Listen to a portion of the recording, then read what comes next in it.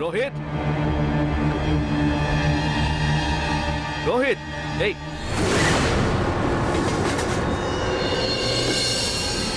என்ன சார் இப்படி பண்ணிட்டீங்க? பிரக்யாக்கா சொன்னது மறந்துட்டீங்களா? இந்த இடத்த பத்தி நம்ம 3 பேருக்கு தவிர வேற யாருக்குமே தெரியக்கூடாதுன்னு சொன்னாங்கல்ல. இவரை ஏன் கூட்டிட்டு வந்தீங்க? பிரக்யாக்காங்க.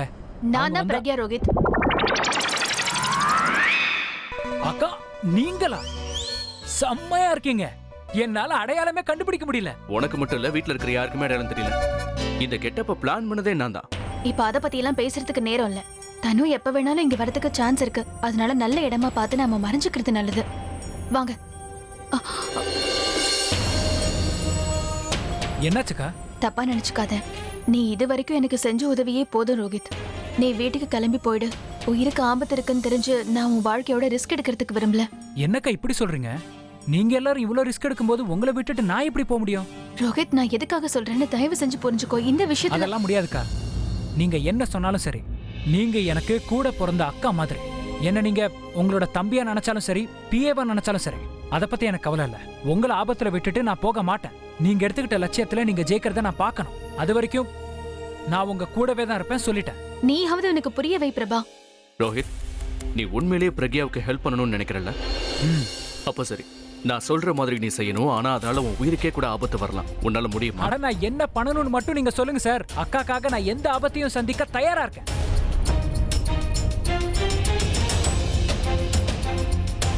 இவ்வளவுதானா சார்? சும்மா பிச்சு உதறிடுறேன் பாருங்க.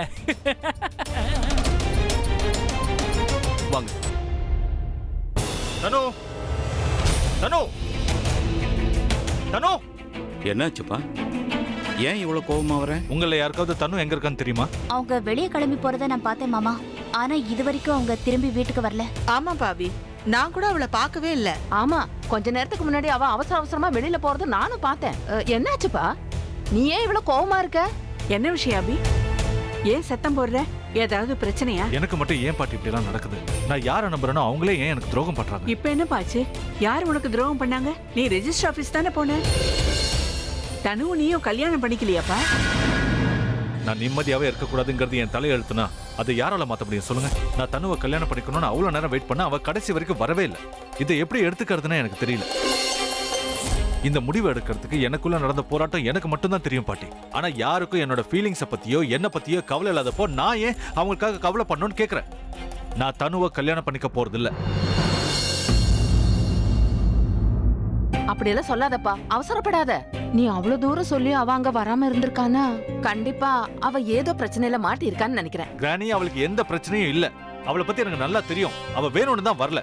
எனக்கு எப்பெல்லாம் அவ தேவை இருக்கோ அப்பெல்லாம் அவ வரவே மாட்டான். அவளுக்கு என்ன பத்தி கவலை இல்லாதப்போ நான் அவளை பத்தி கவலைப்படணும். நான் அவளை கல்யாணம் பண்ணிக்க போறதில்ல கிரானி. இங்க பாரு அபி, அவசரப்படாத. எல்லாம் சரியாயிடும். நீ முதல்ல உன் கோவத்தை எல்லாம் விட்டுட்டு என்கிட்ட மனசை விட்டு பேசு. கோவம் குறைஞ்சதுக்கு அப்புறம் என்ன பண்ணணும்னு யோசிக்கலாம். பாட்டி, நீங்க என்ன சொன்னாலும் சரி, என் முடிவை நான் மாத்திக்கிறதா இல்ல. சரி சரிப்பா, உனக்கு விருப்பம் இல்லாத காரியத்தை நீ பண்ண வேண்டாம். நான் கட்டாயப்படுத்தல. எதுவா இருந்தாலும் மனசு விட்டு பேசிடலாம். கோவத்துல அதிகமா யோசிக்க கூடாது. நீ வா வா என் கூட. பாட்டி, நீங்க எதை பத்தி பேசினாலும் நான் கேக்குறேன். ஆனா இந்த கல்யாணத்தை பத்தி மட்டும் பேச. சரி சரி வா. இதுக்கு மேல என்ன சொல்ல போற? சொல்றதுக்கு வேற ஏதாவது போய் இருந்தா சொல்லிடு. அவதான் என்ன ஏமாத்தி எல்லாத்தையும் என்கிட்ட இருந்து பறிச்சிட்டான்னு பார்த்தா நீயும் இப்ப அதே தான் பண்ணிருக்க. ஏன் ஆலியா, ஏன் இப்படி பண்ண? இந்த உலகத்துல பாட்டிக்கு அப்புறம் நான் யார் மேலேயாவது உயிரியே வச்சிருக்கேன்னா அது ஊ மேலதான் உனக்கு தெரியாதா?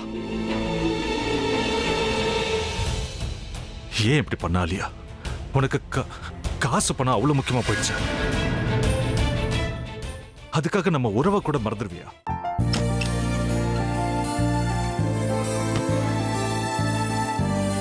சக்தி சக்தி, ஒரு நிமிஷம்.